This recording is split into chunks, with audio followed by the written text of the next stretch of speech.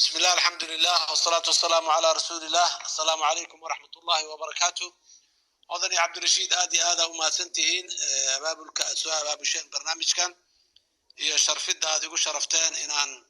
عن كسر قيب قلب أخيارته وقرنا يا وقت وآدي وعريد وياي وحبضان أو إن شاقة عن جعلها ويجران لكن ده وقت سامحين أوجد وحان ربا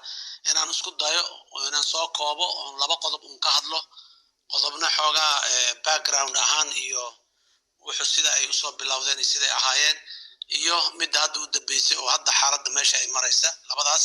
waxaan rabaa ma u noqonayo termkeygii hore 2017 horaanteedii ahaa waxaan rabaa inaan ka bilaabo termkan hadda bishii May 15keedii la doortay mar labaad xafiiska madaxweynaha Jamhuuriyadda Federaalka Soomaaliya xaaladii markaan imaanaynay aan ugu nimiday dalka yaan rabaa dalka waxa ugu nimiday ayada oo anaga naga hor 2021 lagu heshiiyay heshiiskii AMISOM ay ku joogtay loo bedelay ATMIS oo mission transition oo intii ay ka baxayaan sida loo dhaqmayaa CONOPS waxa la yiraahdaa concept of operation ayaa lagu soo heshiiyay wax badan oo concept of operation ka hadlaya laakiin laba tiiro ugu waaweyn ayuu lahaa oo ahayday tiirka koobaad AMISOM ATMIS muddada u hartay ilaa December 2024 iyo 2021 oo markaas la joogay in ay noqoto active force oo dagaalama oo socda oo dhul hor la sii xoreeya oo muddadaas shaqo qabta si ay saas u noqotana meesha caalamku inay ATMIS siiso waxa loo yaqaano force enablers oo ay ka mid yihiin helicoptero ay ka mid yihiin taangiyo cusub oo ay ka mid yihiin drones si oo powerkooda capabilitykooda kor loogu qaado oo ay u noqdaan operational then tiirkaas kan labaadna wuxuu ahay dawladda Soomaaliya oo ayadana lagu ijbaariyo la saaray in ay ciidan cusub oo ATMIS mugay bixisa bedela ay abuurto waxa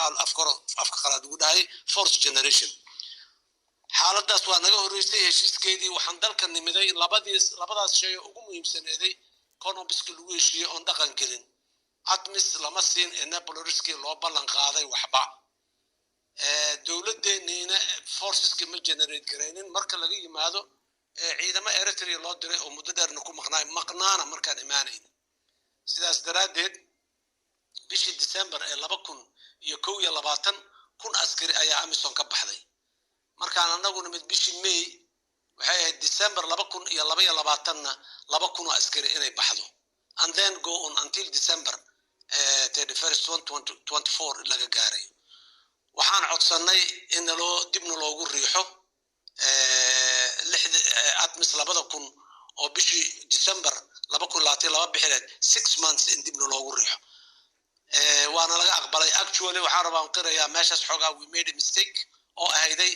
the whole mission in 6 bilood dib loo wada riixo inay ahayd oo sequence-gii drawdown-ka ee qornaay schedule-kii oo